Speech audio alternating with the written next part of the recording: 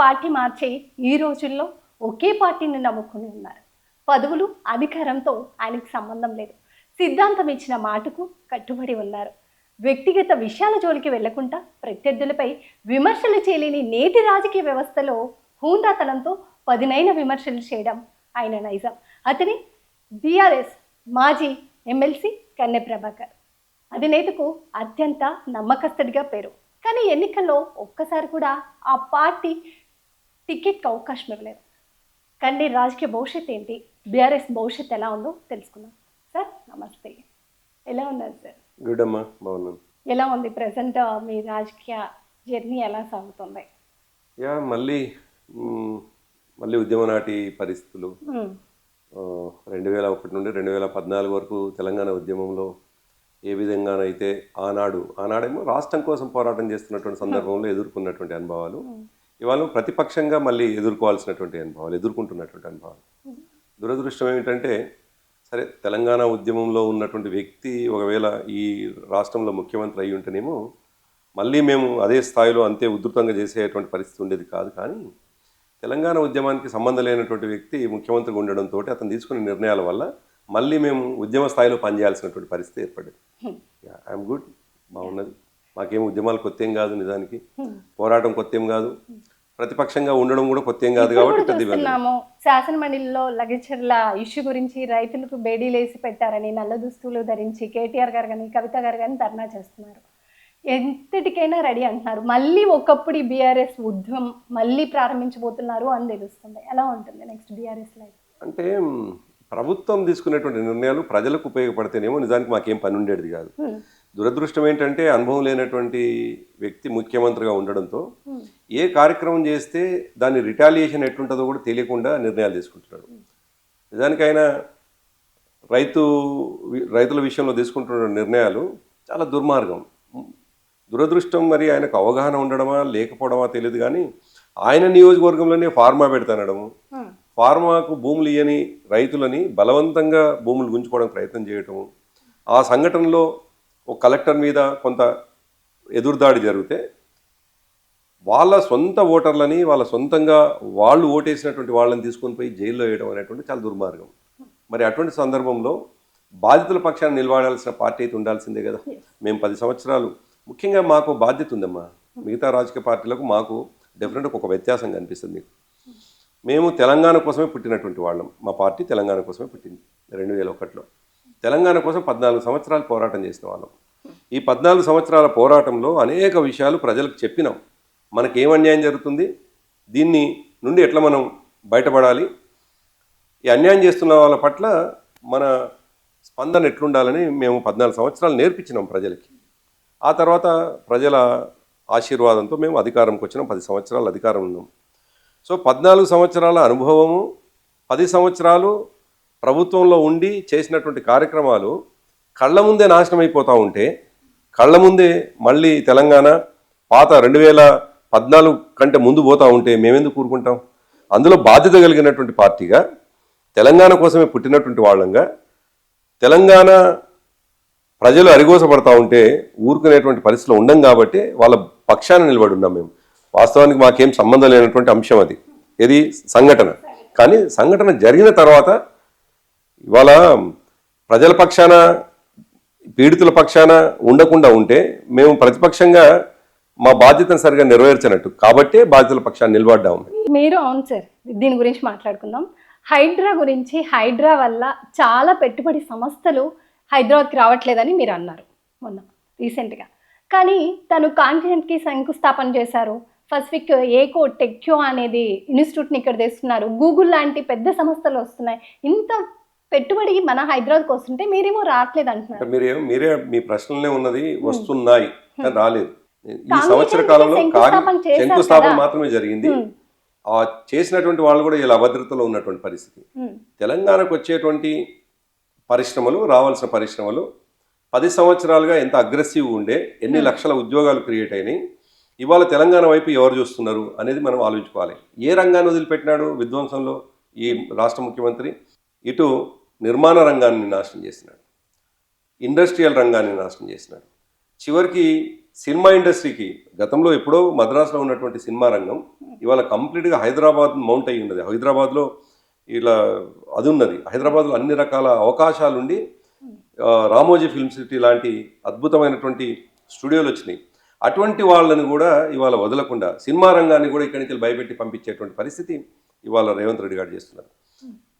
అందుకే ఆయన ఏ రంగాన్ని ఇవాళ నిరుద్యోగుల నుంచి మొదలుకొని ఈ రాష్ట్రానికి రావాల్సినటువంటి పెట్టుబడిదారుల వరకు కూడా ఇవాళ భయపడేటువంటి పరిస్థితిని కారణం నేను మళ్ళీ గుర్తు చేస్తాను, అనుభవం లేకపోవడమే, తెలంగాణ మీద ప్రేమ లేకపోవడమే.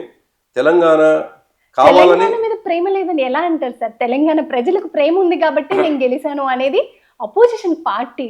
మీ బీఆర్ఎస్ చేసింది ఇంకా చాలు, మాకు కొత్త పార్టీ కావాలి అని తెలంగాణ ప్రజలు దగ్గరుండి గెలిపించుకున్నారని రేవంత్ రెడ్డి గారి వర్షన్. అదే దురదృష్టవంతులు, తెలంగాణ ప్రజలు దురదృష్టవంతులు కాబట్టి తెలంగాణ ఉద్యమంతో సంబంధం లేనటువంటి వ్యక్తిని, తెలంగాణ కష్టాలు తెలంగాణ ఉద్యమంలో చూడనటువంటి వ్యక్తిని, ఆ కష్టాల పర్యవసనాలు అనుభవించినటువంటి వ్యక్తిని ఇవాళ కేవలం మ్యానిపులేట్ చేసినటువంటి వ్యక్తిని ముఖ్యమంత్రి చేసుకున్నారు. సరే, కాంగ్రెస్ పార్టీకి ఛాయిస్ లేదు, ఇంతకంటే గొప్పగా ఢిల్లీని మేనేజ్ చేసేటువంటి మనిషి ఆ కాంగ్రెస్ పార్టీలో లేడు. ఢిల్లీ నాయకులని చాలా సమర్థవంతంగా వాళ్ళని సంతృప్తి పరిచే మనిషి లేడు కాబట్టి రేవంత్ రెడ్డి అయ్యిండు. తెలంగాణకు సంబంధించినటువంటి తెలంగాణ ఉద్యమంతో సంబంధం లేనటువంటి రేవంత్ రెడ్డి అయ్యిండు. నిజానికి ఆ పార్టీలో ఆయన చెప్పినట్టుగానే ఆయన మాటల్లోనే అనేక సందర్భాల్లో ఒక మాట చెప్పుకుంటూ వస్తాడు. దురదృష్టం ఏంటంటే ఆయన పక్కనే కూర్చుంటారు సీనియర్ నాయకులు, ఉత్తమ్ కుమార్ రెడ్డి లాంటి వాళ్ళు, శ్రీధర్ బాబు లాంటి వాళ్ళు, కోమటిరెడ్డి వెంకటరెడ్డి లాంటి వాళ్ళు ఆయన పక్కే కూర్చొని ఉంటారు.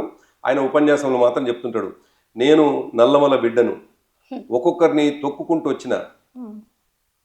వచ్చి చైర్లో కూర్చున్నాను అన్నప్పుడల్లా వాళ్ళ పార్టీ నాయకుల కన్నా గుర్తుండాలి. మాకేమో గుర్తొస్తుంది, మమ్మల్ని ఏం తొక్కుంటూ వచ్చే శక్తి లేదు ఆయనకి, ఆ స్థాయిలో ఉన్నటువంటి మనిషి ఏం కాదు. బై ఛాన్స్ ఆయనకు అవకాశం వచ్చింది. కానీ తొక్కుకుంటా రావడం అంటూ నిజంగా జరిగి ఉంటే వాళ్ళ ఉత్తమ్ కుమార్ రెడ్డిని తొక్కుకుంటూ వచ్చిండు, వాళ్ళ కోమటిరెడ్డి వెంకటరెడ్డిని తొక్కుకుంటూ వచ్చిండు, వాళ్ళ శ్రీధర్ బాబుని తొక్కుకుంటూ వచ్చిండు. ఏమాత్రము సంబంధం లేనటువంటి, సిద్ధాంతంతో సంబంధం లేనటువంటి కాంగ్రెస్ పార్టీలో పిసిసి ప్రెసిడెంట్ అయిండు. వెంకటరెడ్డి మాటల సాక్షిగా 50 కోట్లు ఇచ్చి పిసిసి తెచ్చుకున్నా అని చెప్పేసి చెప్పిండ్రు. ఆ తర్వాత ఢిల్లీని మేనేజ్ చేసి ముఖ్యమంత్రి అయింది తప్ప తెలంగాణ మీద ప్రేమ ఉండి తెలంగాణ కోసం కొట్లాడిన వ్యక్తిని తీసుకొచ్చి ఆ సీట్లో కూర్చోపెట్టలేదు.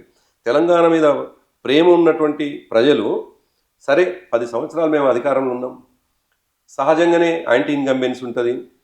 దాంతోపాటు వాళ్ళు ఇచ్చినటువంటి అనేక రకాల, మేము 2000 ఇస్తున్నటువంటి సందర్భంలో మేము 4000 ఇస్తామంటే వీళ్ళు 2000 ఎట్లా ఇస్తున్నారు కదా, 4000 ఇచ్చేవాడికి ఓటేద్దాం అనుకున్నారేమో. వీళ్ళు ఈ పని చేస్తున్నారు ఇంతకంటే గొప్పగా, అంటే డిసెంబర్ 9 నాడు నేను మొదటి సంతకం పెడతా అని అనేక హామీలు చెప్తున్నాడు. 420 ఏడాది పాలనలో మీరు ఏం అబ్జర్వ్ చేశారా? ఎమ్మటే కాంగ్రెస్ ని అలా అనడానికి కొంచెం టైం ఇవ్వచ్చు కదా. 10 years మీ హైకమాండ్ లో మీ దగ్గర ఉన్నప్పుడు ఒక పార్టీ వచ్చి దాన్ని అది స్టేబుల్ చేసుకోవడానికి టైం పడుతుంది కదా. అప్పుడే మీరు ఇచ్చిన 6 గ్యారెంటీలు చేయట్లేదని వాదించడం ఎలా? 100% కరెక్ట్ అమ్మా. నేను వ్యక్తిగతంగా 100% ఒప్పుకుంటాను. ఏ ప్రభుత్వం అయినా స్థిరపడాలంటే కనీసం 1 సంవత్సర కాలమైనా అవసరం ఉంటుంది. కానీ దురదృష్టం ఏంటంటే ఆయన ముఖ్యమంత్రి అయ్యే కంటే ముందు ఆయన ఉపన్యాసాల్లో చెప్పినటువంటి మాటను మేము గుర్తు చేస్తా ఉన్నాము. డిసెంబర్ 9 నాడు మొదటి సంతకం అని చెప్పినటువంటి మాటను గుర్తు చేస్తున్నాం. మేము 6 గ్యారెంటీలని సంవత్సరం లోపు 100 రోజుల్లో కంప్లీట్ చేస్తామని ఆయన చెప్పిన మాటను గుర్తు చేస్తున్నాం. మేమన్న మాటలు కావు, ఆయన ఉపన్యాసంలో చెప్పినటువంటి మాటలు. ఆయన 6 గ్యారెంటీలు మాత్రమే చెప్పలేదు, 420 హామీలను ఇచ్చినాడు. 420 హామీస్ని తెలంగాణ ప్రజలకు ఇచ్చినారు. సో వీటిని డెఫినెట్గా ఒక రాజకీయ పార్టీగా ప్రజలకు హామీ ఇచ్చి గెలిచినటువంటివి. నువ్వు అధికారంలో ఉండడాన్ని మేము తప్పకుండా హానర్ చేస్తాం, మేము గౌరవిస్తాం, ప్రజల తీర్పుని గౌరవిస్తాం. కానీ తీర్పు ఇచ్చినటువంటి ప్రజల పక్షాన నువ్వు ఇచ్చినటువంటి హామీకి కట్టుబడి లేనప్పుడు మేము వారి పక్షాన కొట్లాడాల్సిన బాధ్యత మాకు ఉంది కాబట్టి మేము అడుగుతా ఉన్నాం. మేము ఒక బాధ్యత కలిగినటువంటి ప్రతిపక్షంగా కొట్లాడుతూ ఉన్నాం. అంతే తప్ప ఆయన చెప్పనటువంటి మాటని అర్జెంటుగా నువ్వు ఎందుకు ఇచ్చేస్తలేవు అని చెప్పేసి అంటే మాది అమాయకత్వం అవుతుంది, ఇంకో మాటకు ముందుకు పోతే మూర్ఖత్వం కూడా అవుతుంది. మేము ఆ పరిస్థితులు లేము. 14 సంవత్సరాల మూమెంట్లో ఉన్నటువంటి వాళ్ళని ఇంకా ఒక మాట ముందుకేసి చెప్తాను నేను. మా పార్టీ అధ్యక్షులు కేసీఆర్ గారు దాదాపు 40 సంవత్సరాలుగా రాజకీయాలు ఆయన అద్భుతమైనటువంటి అనుభవం. దేశంలోనే ఒక అపర చాణక్యుడిలాగా, ఒక రాజనీతిజ్ఞుడిగా ఆయనకున్నటువంటి అనుభవం మామూలుదేం కాదు. ఆయన అంత తొందరపడి మాట్లాడేటువంటి వ్యక్తి కాదు. అంత తొందరపడి సంవత్సరంలోనే ఎందుకు చేయలేదు అనే మనిషి కూడా కాదు. అటువంటి నాయకుడు నడుపుతున్నటువంటి ఈ పార్టీలో, మా పార్టీలో మేము తొందరపడి మాట్లాడేటువంటి వ్యక్తులం కానే కాదు. తొందరపడి మాట్లాడినటువంటి వ్యక్తిని మేము గుర్తు చేస్తా ఉన్నాం, అయ్యా నువ్వు ఈ పని చేస్తున్నావు కదా, ఎందుకు చేయటం లేదని గుర్తు చేస్తాం. సరే ఒక నిమిషం, మీరే అన్నారు కేసీఆర్ గారికి 40 సంవత్సరాల రాజకీయ ఉంది అని, ఆయనకి ఆ ఎక్స్పీరియన్స్ ఉంది అని. అలాంటప్పుడు రండి అసెంబ్లీకి వచ్చి నాకు సలహాలు సూచనలు ఇవ్వండి అని రేవంత్ రెడ్డి గారు అడుగుతున్నారు కదా. ఎందుకని కేసీఆర్ గారు ఫామ్ హౌస్కే పరిమితం అయ్యారు? అసెంబ్లీలో ఓడిపోయాక అదే ఫామ్ హౌస్కి వెళ్ళారు, పార్లమెంట్ ఎలక్షన్స్ ముందు మళ్ళీ బయటకు వచ్చారు, ఆ తర్వాత మళ్ళీ ఫామ్ హౌస్కి. ఎందుకు మీరు ప్రతిపక్ష పార్టీకి ఛాన్స్ ఇస్తున్నారు? వచ్చి మీకు ప్రజలు గెలిపించింది వచ్చి అసెంబ్లీలో వాదించమనే కదా. ప్రజల తరపున అదే 6 గ్యారెంటీల గురించి మీరు మాట్లాడొచ్చు కదా. ఒక వేదిక మీకు ఇచ్చినప్పుడు ఎందుకు మీరు రండి మాకు సలహాలు ఇవ్వండి అని వాళ్ళంతా గట్టిగా అడుగుతున్నప్పుడు ఎందుకు కేసీఆర్ గారు సైలెంట్గా అంటే ఉన్నారు? ఇటువంటి నెగిటివ్ క్యారెక్టర్స్కి ఎటువంటి అనుభవం లేకుండా ఈ రాష్ట్రాన్ని ఛిద్రం చేస్తున్నటువంటి వ్యక్తులకు కేసీఆర్ గారి సలహాలు అవసరమే, ఏం కాదనట్లేదు, డెఫినెట్గా. కానీ కేసీఆర్ గారు ఎప్పుడు రావాలో ఆయనకు బాగా తెలుసు, ఎప్పుడు సూచనలు సలహాలు ఇవ్వాలో ఆయనకు బాగా తెలుసు. ఆయనకు ఇంకెవరో గుర్తు చేయాల్సినటువంటి అవసరం లేదు. ప్రేమతో ఈ రాష్ట్ర ప్రజల మీద ఉన్న అభిమానంతో, రాష్ట్రం రాకపోతే ఎక్కడ నాశనం అయిపోతారో తెలంగాణ ప్రజలు, ఎక్కడ ఇబ్బంది పడతారో అనేటువంటి ఆర్దతో మూమెంట్ చేసి తెలంగాణ తెచ్చుకున్నటువంటి కేసీఆర్ గారు వీళ్ళు నాశనం చేస్తుంటే ఏం ఊరుకోరు. కానీ నేను ఇంకొక మాట అంటాను, నా వ్యక్తిగతమైనటువంటి అభిప్రాయం, వీళ్ళ స్థాయికి వీళ్ళకు ఉన్నటువంటి దుర్మార్గమైనటువంటి పరిపాలనకు మా పార్టీలో ఇప్పుడు మేము మా నాయకులను చాలుగా, కేసీఆర్ గారు కాదు, అసలు వాళ్ళు ఏం కన్స్ట్రక్టివ్ వైపు తీసుకుపోతుంటారు ఈ రాష్ట్రాన్ని. ప్రతిదీ డిస్ట్రక్టివే. అసలు ఏ పని ఎత్తుకున్నా విధ్వంసమే తప్ప, ఏ పని ఎత్తుకున్నా కక్ష సాధింపుగా చేసేటువంటి చర్యలే తప్ప, ఏ పని ఎత్తుకున్నా ప్రొద్దున లేస్తే అటు హాస్టళ్ళ నుంచి మొదలుకొని అటు రైతుల వరకు రోజు రోడ్డెక్కేటువంటి ఏ రంగం ఇవాళ రోడ్డెక్కటం లేదు. మీరు అంటున్నారు మీకెందుకు సార్ తొందర అని. ఎస్, మేము కూడా అగ్రి అవుతాం, మాకేం తొందర లేదు. కానీ మాకు సంబంధం లేకుండానే ఇవాళ దిలావర్ ప్రజలు వచ్చి రోడ్డు మీద పోరాటం చేసిండ్రు. మాకు సంబంధం లేకుండానే లగచల ప్రజలు వచ్చి తిరుగుబాటు చేసిండ్రు. మాకు సంబంధం లేకుండానే ఇవాళ గ్రామంలో ఉండేటువంటి రైతాంగం సిద్ధమవుతా ఉంది తిరుగుబాటు కోసం. మాకు సంబంధం లేదు. నిజానికి మేము ఆ నిమిషానికి జరుగుతున్నటువంటి విధ్వంసానికి వ్యతిరేకంగా మేము ప్రతిపక్షంలో ఉన్నాం కాబట్టి మేము కామెంట్ చేస్తా ఉన్నాం. కానీ ప్రజలు తిరుగుబాటు చేస్తారు, మా వైపు నుంచి వచ్చేది కాదు. అందుకే కేసీఆర్ గారి అనుభవము ఈ రాష్ట్రానికి డెఫినెట్గా ఉంటుంది. ఈ రాష్ట్రం నాశనం కాకుండా, ఇటువంటి వాళ్ళ చేతుల్లో పడి ఈ రాష్ట్రం కుదేలు కాకుండా డెఫినెట్గా మా బాధ్యత. కానీ అసలు ఒక రాజకీయ నాయకుడుగా ఈ రాష్ట్ర ముఖ్యమంత్రి వ్యవహరిస్తూ ఉన్నాడా, ఒక బాధ్యతగా వ్యవహరిస్తూ ఉన్నాడా? మీరు చూడండి, అనేక సందర్భాల్లో సరే ఇది ప్రజలకు అర్థం కావాలి కాబట్టి ప్రజలకు పోవాలని మీరు నన్ను ప్రశ్న అడుగుండవచ్చు. కానీ ఒక్కసారి యాజ్ ఏ ఇండివిజువల్గా మనం, యాజ్ ఏ తెలంగాణ సివిలియన్గా మనం ఒకసారి ఆలోచిస్తే, అసలు ఎటువంటి సంబంధం లేనటువంటి కొన్ని కార్యక్రమాల్లో ముఖ్యమంత్రి పాల్గొంటూ ఒకవైపు ఉద్యోగ పత్రాలు ఇస్తా అని పోతాడు, అదే ఉపన్యాసంలో ఉద్యోగస్తులు ఏం పని చేయాలో చెప్పాలి. ఉద్యోగం నియామక పత్రం ఇస్తున్నటువంటి సందర్భంలో ఆ ఉద్యోగి ఏం చేస్తే బాగుంటుందని చెప్పాల్సిన ముఖ్యమంత్రి ఆ వేదిక మీద కూడా కేసీఆర్ గారిని పరుష పదాలతో తిట్టడం, నోటికి వచ్చినట్టుగా తిట్టడం, పేగులు మెడకేసుకుంటా అని మాట్లాడడం, అసలు ఏం మెసేజ్ ఇస్తున్నాడు వాళ్ళకు ఉద్యోగస్తులకు? అంతెందుకు, మీరు ఈ మధ్యకాలంలో పోలీసు ఒకటి ఎస్ఐలు పాసింగ్ పెరేడ్ అని ఉంటుంది, దాంట్లోకి పోయి నిజానికి కొత్తగా సమాజంలోకి పోతున్నటువంటి ఉద్యోగ బాధ్యతలు తీసుకుంటున్నటువంటి ఎస్ఐలకు చెప్పాల్సిన బాధ్యత ఏంది? వారి బాధ్యతని గుర్తు చేయాలి. మీరు భవిష్యత్తులో చేయాల్సిన పని గిది అని చెప్పాలి. ఆ పాసింగ్ పెరేడ్లో కూడా ఆయన మాట్లాడినటువంటి మాటలు నోటికి వచ్చినట్టుగా విచ్చలవిడిగా మాట్లాడడం. ఏం మెసేజ్ ఇచ్చి పంపుతున్నాడు వాళ్ళకు? వాళ్ళని కక్ష నేర్పించి పంపిస్తున్నాడా? వాళ్ళ కడుపు మొత్తం కక్ష నింపి పంపిస్తున్నాడా? వాళ్ళ మనసుల్ని చెడగొట్టి పంపిస్తున్నాడా? సో ఇటువంటి బాధ్యత లేని ముఖ్యమంత్రికి ఏం సూచన చేస్తే అర్థమవుతుంది? ఇప్పుడు ఎందుకు ఆ కేసీఆర్ గారు సూచన చేస్తే వినేటువంటి పరిస్థితిలో ఈ బాధ్యత లేని ముఖ్యమంత్రి ఉన్నారు? తీసుకుంటామంటున్నారు కదా, అది కేవలం తెలిసింది అంటున్నారు. నేను అదే అంటున్నానమ్మా, వాళ్ళ ఆచరణలో కనిపిస్తుంది తీసుకుంటారా తీసుకోరా అనేటువంటిది. సింపుల్గా మీకు ఒక మాట చెప్తాను. సంవత్సర కాలంగా ఈ రాష్ట్రంకి కొత్త ప్రభుత్వం వచ్చింది, సంవత్సర కాలంగా నడుపుతా ఉన్నాం. అసెంబ్లీ సమావేశాలు జరుగుతూ ఉన్నాయి. ఇప్పుడు మనం ఈ ఇంటర్వ్యూ జరుపుతున్న టైంలో కూడా అసెంబ్లీ సమావేశాలు జరుగుతూ ఉన్నాయి. నిన్న బీఏసీలో మా వాళ్ళు అడిగినటువంటి మాట, సంవత్సర కాలంగా జరిగినటువంటి చాలా అంశాలు ఉన్నాయి, 15 రోజుల పాటు అసెంబ్లీ నిర్వహిస్తే చాలా ఇష్యూస్ మాట్లాడవచ్చు అని. ఆయన ఇష్టం వచ్చినట్టుగా ఉంది. ఎన్నడో 9వ తారీఖు నాడు అసెంబ్లీని ప్రారంభించినాడు. 4 రోజులు తీర్థాల పేరు మీద ఢిల్లీ చక్కర్ల చుట్టూ తిరిగి, తర్వాత పెండ్లిళ్ళు పేరంటాల పేరు మీద 4 రోజులు 5 రోజులు అసెంబ్లీ నడపలేదు. ఆయనకు రాష్ట్ర సమస్యల మీద నేను పెండ్లిళ్ళకు పేరంటాలకు పోద్దంటలేను, కుటుంబంలో జరిగేటువంటి కార్యక్రమానికి అటెండ్ కమ్మని వద్దు అనట్లేదు. ఈ టైం వేరు, ఆ టైం వేరు. డెఫినెట్గా అటెండ్ చేసి కూడా పోవచ్చు. మీరు బీఆర్ఎస్ ఆవిర్భావం నుంచి అదే పార్టీలో కొనసాగుతున్నారు, పార్టీలో కీలక పదవుల్లో ఉన్నారు. కానీ ఎందుకని కేసీఆర్ గారు మీకు టికెట్కి అవకాశం ఇవ్వలేదు? అంటే పొలిటికల్ పార్టీలో పనిచేసే ప్రతి ఒక్కరికి అవకాశాలు రావమ్మా. ఎందుకంటే నిజానికి మాది ఒక్కరోజు పార్టీ కాదు, ఆ రోజుకి ఆ రోజు పుట్టినటువంటి పార్టీ కాదు. 2001 నుండి 2014 వరకు మా పోరాటం కొనసాగింది. అయితే టికెట్ ఇవ్వలేదు అనేటువంటిది కాదు. నాకు 2004లో టికెట్ ఇచ్చినారు. 2004లో మొట్టమొదటి ఎన్నికల్లో నేను మునుగోడు నుండి పోటీ చేసినాను. కాకపోతే దురదృష్టం ఏంటంటే ఆనాడు నాకు కమ్యూనిస్టు పార్టీకి అప్పటి alliance, Congress party, communist party, మేము ముగ్గురం అలయన్స్గా ఉన్నాం. అటువంటి సందర్భంలో జరిగింది ఏంటంటే కమ్యూనిస్టులు అప్పుడు సమైక్యవాదాన్ని ఎత్తుకున్నారు, తెలంగాణకు వ్యతిరేకంగా ఉన్నారు వాళ్ళు. మా సార్ ఏం చేసినారంటే కేసీఆర్ గారు, సిపిఎం పార్టీ, సిపిఐ పార్టీ సమైక్యవాదాన్ని ఎత్తుకున్న పార్టీలు, వాళ్లకు కాంగ్రెస్ పార్టీ అలయన్స్లో టికెట్ రావచ్చు, కానీ మనం వాళ్ళని ఎట్లా సమర్థిస్తాం, కాబట్టి మునుగోడులో మీరు కూడా పోటీ చేయండి అని చెప్పేసి, ఒక మునుగోడే కాదు, మునుగోడు, దేవరకొండ, మిర్యాలగూడ, నకరేకల్, బెల్లంపల్లి ఈ ప్రాంతాల్లో మా అభ్యర్థులను పెట్టినారు. అప్పుడు నాకు టికెట్ ఇచ్చినారు. అంటే కమ్యూనిస్టులు పోటీ చేసిన ప్లేసులో నన్ను పెట్టినారు.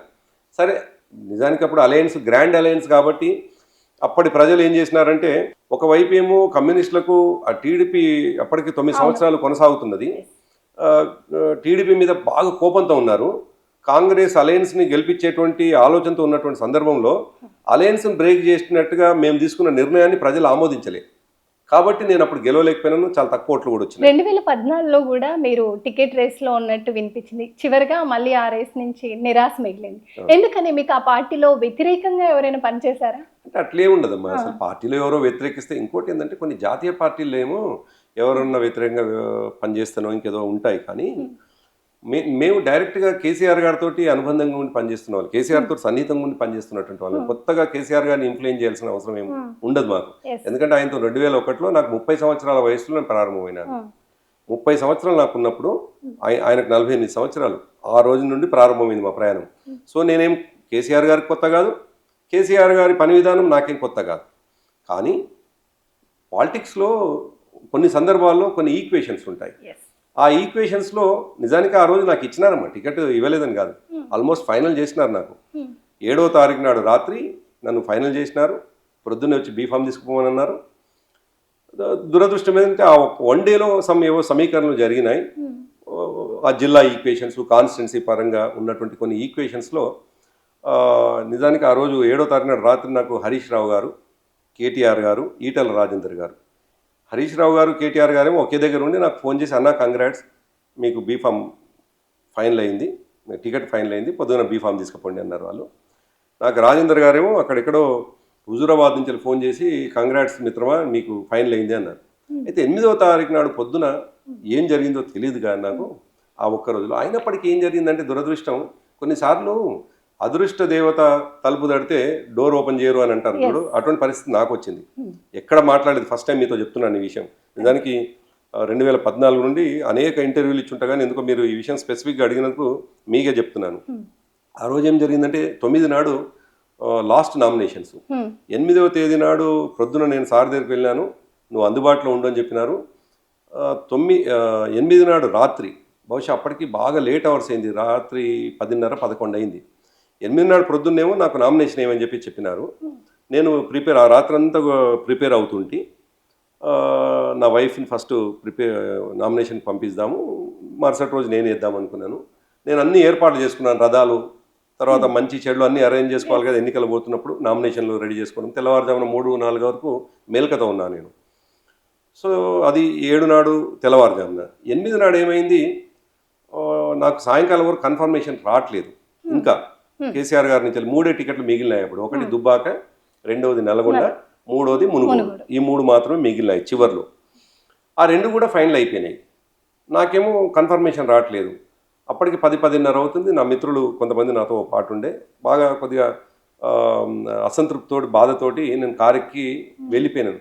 నేను ముందు రోజు రాత్రి నిద్రపట్టలేదు కాబట్టి కారులో కూర్చోగానే నిద్రపట్టేసింది నాకు. కేసీఆర్ గారు అప్పుడు దాదాపు 7 టైమ్స్ సంతోష్, కేసీఆర్ గారి దగ్గర రాజ్యసభ మెంబరు సంతోష్ ఉండే. సంతోష్ నాకు 7 టైమ్స్ ఫోన్ చేసినారు. కారణం ఏంటంటే వాళ్ళు నాకు బీఫామ్ ఇద్దామని నిర్ణయం అయ్యి ఫోన్ చేసినారు. నేను నిద్రపోయి సైలెంట్లో పెట్టి నేను ఫోన్ ఎత్తలేదు. దాదాపు 11-11:30 అవుతుంది. నేను మా ఇంటికి చేరుకున్న తర్వాత చూస్తే 7 టైమ్స్ మిస్డ్ కాల్స్ ఉన్నాయి. సంతోష్ది ఒక మెసేజ్ ఉంది, పెద్దనాన్న మీతో మాట్లాడుతుంటుండు, అర్జెంటుగా నువ్వు ఫోన్ చెయ్యని. కేసీఆర్ గారికి అప్పుడు కొద్ది కోపం వచ్చింది అనే విషయం విన్నాను నేను. తర్వాత మా వాళ్ళు చెప్పినారు, ఇప్పుడు రేపు పొద్దున్నుంచి వెళ్ళి ఎన్నికల్లో ఉండాల్సిన వాడు ఫోన్ ఎత్తకపోతే రేపు ఎన్నికలు ఎట్లా పోటీ చేస్తాడు? ప్రభాకర్కి ఇవ్వకుండా మిగతా ఆయనకి ఇప్పుడు ఎవరైతే అతను ఉందో అతనికి ఇచ్చేయండి అని చెప్పేసి చెప్పినారు. అప్పుడు ఆ రాత్రి అతను కేశవరావు గారి దగ్గర బీఫామ్ ఉంటుంది, లేకపోతే అసలు నేను ఫోన్ ఎత్తి ఉంటే ఆ రాత్రి 8 నాడు రాత్రి నాకు బీఫామ్ వచ్చేది, 9 నాడు నేను నామినేషన్ వేసేవాడిని. సరే, ఇవాళ మీ ప్రశ్నకు అవకాశం ఉండేది కాదు. నిజానికి ఈ ప్రశ్నకు ఇప్పటివరకు నేను ఎక్కడ అవకాశం రాలేదు చెప్పేది. ఎస్, అదే అట్లా ఆ విధంగా నాకు మిస్ అయింది టికెట్. సరే, నేను అయినప్పటికమ్మా 2014లో నేను పోటీ చేయకపోవచ్చు, కానీ నాకు గౌరవం ఎక్కడ దక్కిందంటే కేసీఆర్ గారు రేపు ప్రొద్దున ముఖ్యమంత్రిగా ప్రమాణం చేస్తారు. ఆనాడు సాయంకాలం మాతో చెప్పినటువంటి మాట, ప్రభాకర్ నిన్ను ఇమీడియట్గా ఎమ్మెల్సీ చేస్తాను, నేను నువ్వేం బాధపడాల్సిన అవసరం లేదు అన్నట్టుగానే మొట్టమొదటి క్యాబినెట్లో 42 తీర్మానాలు చేసింది మీకు గుర్తుండాలి. 42 ఏమో ప్రజా సమస్యల తీర్మానం జరిగినాయి, 42వది నాది. నాకు దక్కిన గొప్ప గౌరవం. ఒకే ఒక్క ఎమ్మెల్సీ అవకాశం ఉంది అప్పుడు గవర్నర్ కోటాలో. నల్గొండ జిల్లా నుండి కర్ణి ప్రభాకర్ని నేను ఎమ్మెల్సీగా నామినేట్ చేసి ఇప్పుడు క్యాబినెట్ తీర్మానం చేసాం. దాని క్యాబినెట్ తీర్మానాలు కూడా ఎమ్మెల్సీని చేయడానికి అవసరం లేదు. కానీ ఆనాడు అంటే నాకు ఇచ్చిన గౌరవంగా, అఫ్కోర్స్ నేను డైరెక్ట్గా పోటీ చేసి గెలవకపోవచ్చు 2004లో, తర్వాత అవకాశాలు రాకపోవచ్చు, కానీ కేసీఆర్ గారు ఇచ్చిన మాటని 2014 తర్వాత నాకు వచ్చినటువంటి గౌరవం తప్పకుండా కేసీఆర్ గారి పట్ల నేను కృతజ్ఞతతో ఉంటాను. ఎందుకంటే మొట్టమొదటి క్యాబినెట్లో గవర్నర్ కోటాలో నాకు ఇవ్వడం, నేను పనిచేసేటువంటి అవకాశం ఇవ్వడం. సరే, నేను అసెంబ్లీలో అడుగు పెడదాం అనుకున్నాను, కౌన్సిల్లో అడుగుపెట్టాను, కానీ అక్కడైనా నా పాత్ర నిర్వహించినాను. ప్రజా సమస్యల మీద నేను అద్భుతంగా అనేక విషయాల మీద మాట్లాడాను. నేను ప్రభుత్వంలో ఉండి ప్రతిపక్షంగా అనేక విషయాలు మాట్లాడాను, ఎందుకంటే ప్రభుత్వానికి గుర్తు చేస్తే చాలా సమస్యలు అవుతాయని. అట్లా మా ప్రాంతానికి, మునుగోడు ప్రాంతానికి, ఇప్పుడు చౌటుపల్ల నిన్ననే ఒక మిత్రుడు గుర్తు చేస్తుంటే, పాపం డయాలసిస్ తోటి ఒక అతను ఆర్టీసీ డ్రైవర్ ఇబ్బంది పడుతుంటే, మీ పుణ్యమే, మీరు పడ్డ కష్టంతో కదా చౌటుపల్లో డయాలసిస్ సెంటర్ వచ్చినది. ఆ రోజు హరీష్ రావు గారితో మీరు మాట్లాడి కౌన్సిల్లో మీరు ప్రశ్న వేస్తే, ఆ తర్వాత హరీష్ రావు గారితో మాట్లాడితే డయాలసిస్ సెంటర్ వచ్చింది కదా అని చెప్పేసి మాట్లాడినారు. సో మునుగోడు ప్రాంతంలో కాకుండా ఆనాడు నేను మాట్లాడడం ద్వారా చాలా పనులు జరిగినాయి. నాకు ఆ అదృష్టం కదా. దాని మీదనే కౌన్సిల్లో నేను మాట్లాడినటువంటి అన్ని ఉపన్యాసాల మీద ఈ మధ్య ఒక పుస్తకం కూడా నేను వేస్తున్నాను. నా ఉపన్యాసాలకు సంబంధించిన పుస్తకం కూడా వేస్తున్నాను. సార్, ఇప్పుడు మీరే అన్నారు మీ గురించి ఇలా మాట్లాడుతున్నారని, కేటీఆర్ గారే పిలిపించి ఇలా చేశారు. అలాంటి అప్పుడు మీరు ఒకే పార్టీని నమ్ముకొని ఉన్నారు కేసీఆర్ గారి దగ్గర, కానీ ఇప్పుడు అధికారంలో లేదని చాలామంది మీ బీఆర్ఎస్ నేతలు కాంగ్రెస్ పార్టీకి వెళ్తున్నారు. అసలు ఫిరాయింపులు స్టార్ట్ చేసిందే బీఆర్ఎస్ పార్టీ. అసలు ఎందుకండి ఇలా?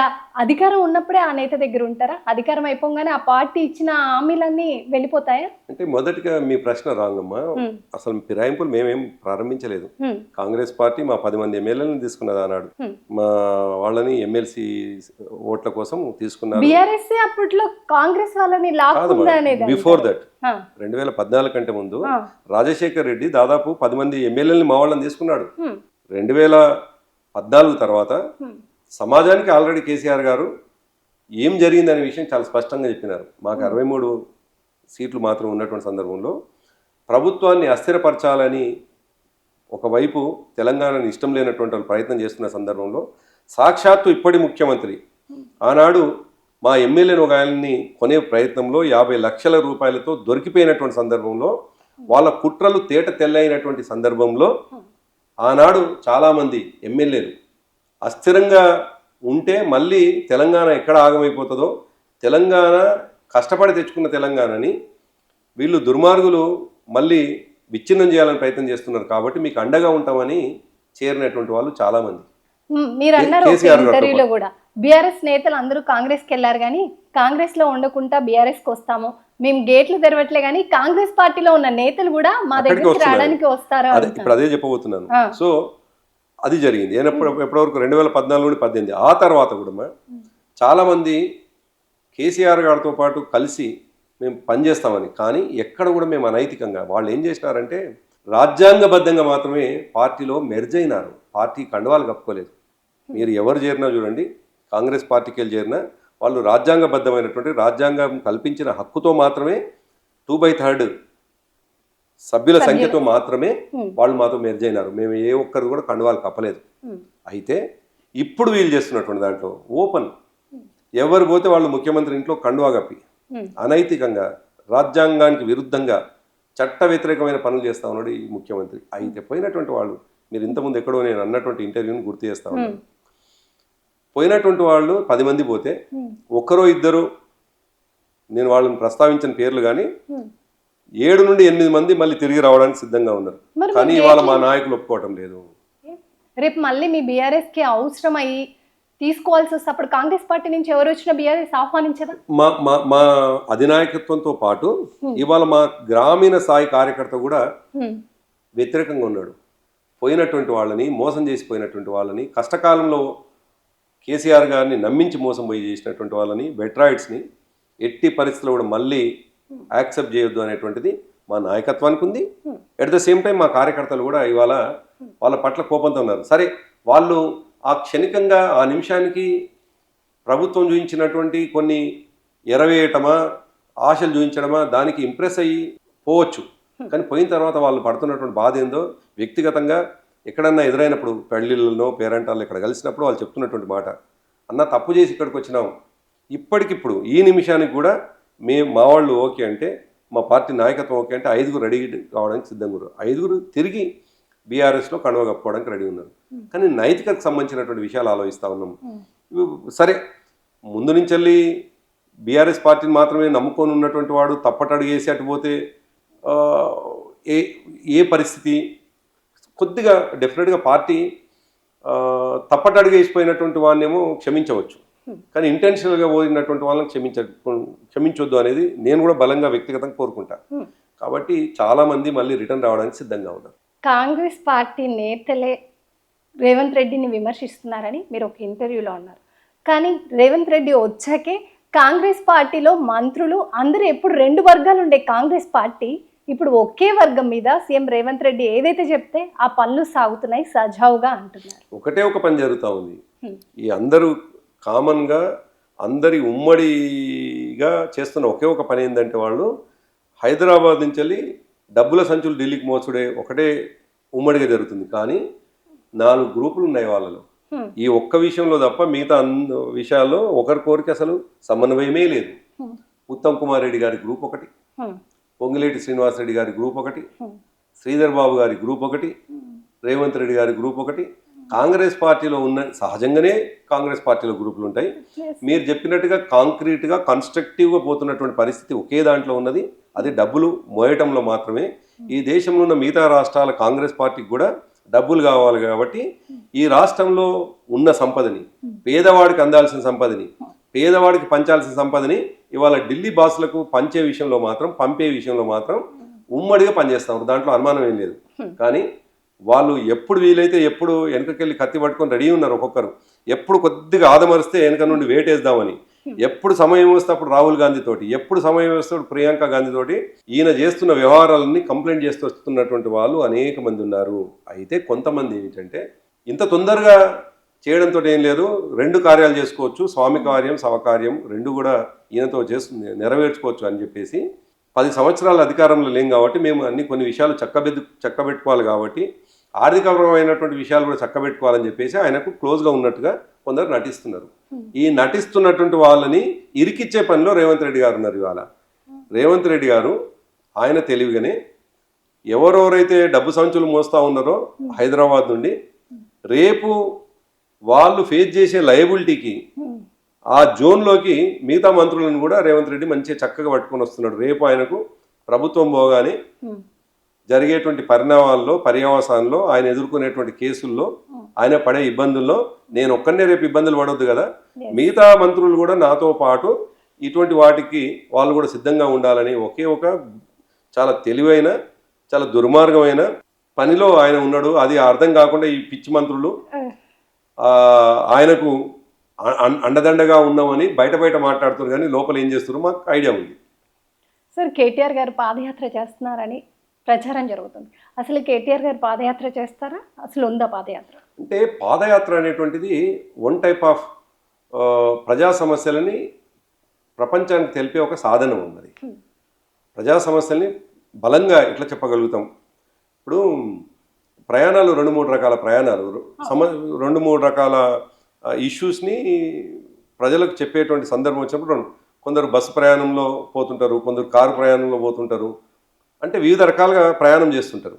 అయితే ఏ ప్రయాణంలో ఎంత ఇంటెన్సిటీ తోటి ప్రజలకు విషయాన్ని చెప్పగలుగుతామో ఆలోచించుకునేటువంటి దాంట్లో బలమైనటువంటిది పాదయాత్ర. నిజానికి ఎందుకు పాదయాత్ర బలమైనటువంటిది అంటున్నానంటే, మనం ఫర్ ఎగ్జాంపుల్ బస్సు యాత్ర చేసినాం, కొంతమందికే పరిమితం అవుతాం, కొంతమంది కలుస్తారు. కారులో పోతున్నాం, కొంతమంది కలుస్తారు. పాదయాత్రలో పోతున్నటువంటి సందర్భంలో ప్రతి మనిషిని కలిసేటువంటి అవకాశం ఉంటుంది. మేము కేసీఆర్ గారితో పాటు దాదాపుగా నేను వ్యక్తిగతంగా, నేను అప్పుడు యూత్ ప్రెసిడెంట్ ఉన్నాను, స్టేట్ యూత్ ప్రెసిడెంట్గా, ఆలంపూర్ టు గద్వాల 170 కిలోమీటర్లు నడిచినాం 2003లో. అదేవిధంగా కోదాడ నుండి హాలియా వరకు 160 కిలోమీటర్లు మళ్ళీ నడిచినాం, జస్ట్ ఒక మంత్ తేడా. పాదయాత్రతో అదే కాకుండా మళ్ళీ దక్షిణ తెలంగాణ విద్యార్థి ఉద్యమం బలంగా జరుగుతున్నప్పుడు దక్షిణ తెలంగాణ, ఉత్తర తెలంగాణ అని 2 భాగాలుగా విద్యార్థి నాయకులు పాదయాత్రలు పెట్టుకున్నారు. అప్పుడు మా పార్టీకి వెళ్ళి నన్ను ఈ 2 టీంలకు, ఒక టీంకు ఎస్కార్ట్గా పెట్టినారు దక్షిణ తెలంగాణకి కోఆర్డినేషన్ చేయమని. అప్పుడు దాదాపు 600 కిలోమీటర్లు నేను వాళ్ళతో పాటు నడిచినాను. నేను హైదరాబాద్ నుండి బయలుదేరి 5 జిల్లాలను కలుపుకుంటూ వరంగల్కి నేను వాళ్ళతో పాటు విద్యార్థి నాయకులతోటి ఒక పొలిటికల్ లీడర్గా ఉన్నా. అప్పుడు పార్టీ జనరల్ సెక్రటరీ ఉంటే నేను. అయితే మొదట్లో కొంత విద్యార్థి నాయకులు కొంత భిన్నమైన అభిప్రాయాలను, తర్వాత నాతో పాటు నన్ను కూడా ఒక విద్యార్థి నాయకుడిగా వాళ్ళు ట్రీట్ చేసి నడుపుకున్నారు. ఆ 600 కిలోమీటర్స్ ప్లస్ నేను ముందు చెప్పినటువంటి 300-400 కిలోమీటర్లలో ఎంతో మందిని కలుసుకోవడం, ఎన్నో సమస్యల్ని మనం డైరెక్ట్గా చూడటం, డైరెక్ట్గా అడ్రస్ చేసేటువంటి అవకాశం ఉండడం పాదయాత్రతో ఉంటుంది. నా వ్యక్తిగతమైనటువంటి అనుభవం చెప్పే ప్రయత్నం చేస్తున్నాను నేను ఎందుకు తిరిగినా అని చెప్తున్నానంటే, అంటే మనిషి డైరెక్ట్గా ఒక ప్రతి సమస్యని అర్థం చేసుకోవచ్చు, అడ్రస్ చేసుకోవచ్చు. కాబట్టి పాదయాత్ర మంచి సాధనం. అయితే మీరు అడిగిన ప్రశ్నకు కేటీఆర్ గారు చేస్తారా అని, డెఫినెట్గా కేటీఆర్ గారు పాదయాత్ర చేస్తారు. దాంట్లో మా పార్టీ వర్కింగ్ ప్రెసిడెంట్ గారు కాబట్టి. అయితే కేసీఆర్ గారి ఆదేశం మేరకు మాత్రమే చేస్తారు. కేసీఆర్ గారు చెప్పినటువంటి పద్ధతుల్నే చేస్తారు. కానీ దానికి ఈ టైంలో ఆ టైం అనేటువంటిది నిర్ణయం జరగలేదు పార్టీలో. పాదయాత్ర జరుగుతుంది, ఎన్నికల ముందు చేస్తారా లేదు విడతల వారీగా చేస్తామా అది పార్టీ నిర్ణయం తీసుకుంటుంది. కాబట్టి అది కేసీఆర్ గారు కూర్చొని డిజైన్ చేసే ప్రోగ్రాం కాబట్టి డెఫినెట్గా మా పాదయాత్ర ఉండాలి అనేటువంటిది మాత్రం పార్టీలో బలంగా చర్చ జరుగుతూ ఉంది.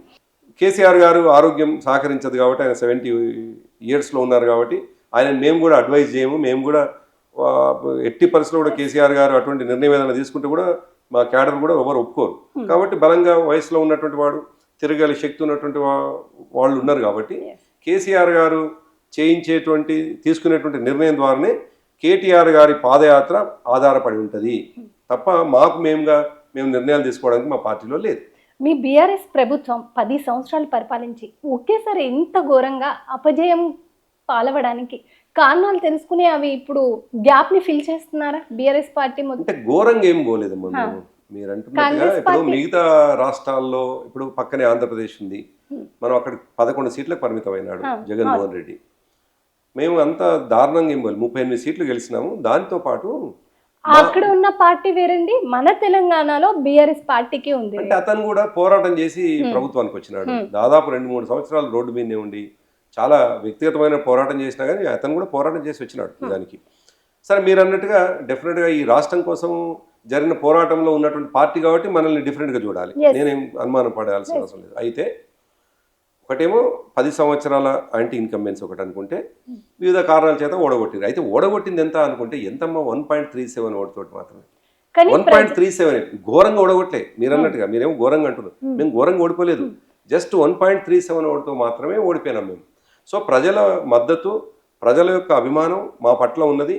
మేము ఓడిపోయినా, మేము పక్కకు కూర్చున్న 38 సీట్లతోటి మమ్మల్ని మంచి గౌరవప్రదమైనటువంటి ప్రధాన ప్రతిపక్షంగా నిలబెట్టిండ్రు. కాబట్టి ప్రజల్ని కూడా మేమేం ఘోరంగా ఓడగొట్టిండ్రు అనే భావన మాకు ఉండాల్సిన అవసరం లేదు, అంత తక్కువతోనే ఓడిపోలేదు. వచ్చే ఎన్నికల్లో కన్నె ప్రభాకర్ గారికి టికెట్ ఈసారైనా దక్కుతుందా లేదా? అంటే నేను ఆప్టమిస్టిక్ నెంబర్, నేను డెఫినెట్గా ఆశావాదిని, అట్లేం కాదు. డెఫినెట్ ఈ రాజకీయాలు ఉన్నప్పుడు సన్యాసం చేయడానికి రాజకీయాలు ఉండవు, Yes. తప్పకుండా ఏదో ఒకటి కావాలని రాజకీయాలు ఉంటాం. అయితే రెండు విషయాలు ఇక్కడ, మేము 2014 వరకు మా కోరికలు వేరు, మా ఎక్స్పెక్టేషన్స్ వేరు. నాలాగా మా పార్టీలో చాలామంది తెలంగాణ వస్తే చాలనుకున్నటువంటి వాళ్ళు ఉన్నాం. మేము 2001 నుండి 2014 వరకు మా జీవిత లక్ష్యమే తెలంగాణ. ఎందుకంటే 92 నుంచి తెలంగాణ ఉంటున్న వాళ్ళం కాబట్టి మేము తెలంగాణ ఉద్యమానికి ఎమ్మెల్యే అవుతామో, ఎమ్మెల్సీ అవుతామని, ఎంపీ అవుతామని, మంత్రి అవుతామని రాలేదు. మేము వచ్చింది తెలంగాణ వస్తే చాలు అని వచ్చినటువంటి వాళ్ళం. ముఖ్యంగా నేను 92 నుంచి కూడా. సరే, 2014లో తెలంగాణ వచ్చింది, నా జీవితానికి సరిపోయేంత సంతృప్తి కలిగింది. ఇప్పుడు ఏది వచ్చినా, అది ఎమ్మెల్సీ మొన్నటిదాకా అనుభవించినా, రేపు నేనేమైనా కావాలని కోరుకున్నా, ఇవన్నీ బోనస్గా భావిస్తాను. అయితే నా శ్రమలో, నేను పడే కష్టంలో ఎక్కడ కూడా నిర్లక్ష్యం వహించకుండా పార్టీకి నిబద్ధతతో పనిచేసుకుంటూ, పార్టీకి క్రమశిక్షణతో పనిచేసుకుంటూ, నేను ఎక్స్పెక్ట్ చేసుకోవడం ధర్మం అవుతుంది. నేను అసలే పని చేయకుండా నాకు టైంకు టికెట్ కావాలని కోరుకుంటే అధర్మం అవుతుంది, తప్పు కూడా అవుతుంది. ఒకవైపు నేను పార్టీకి నిజాయితీగా పనిచేసుకుంటా, రేపు తప్పకుండా నేను టికెట్ ఎక్స్పెక్ట్ చేస్తాను. అయితే నేను టికెట్ ఎక్స్పెక్ట్ చేయడము నా వరకు, నా పాత్ర. కానీ ఇవ్వడం అనేది అధిష్టానానికి సంబంధించినటువంటిది. ఇస్తారని భావిస్తున్నాను. ఎందుకంటే నాకు 2009లో అలయన్స్లో అవకాశం రాలేదు, 2014లో కుదరలేదు, 2018లో కుదరలేదు, బై ఎలక్షన్లో కుదరలేదు, మొన్నటి ఎన్నికలు కుదరలేదు.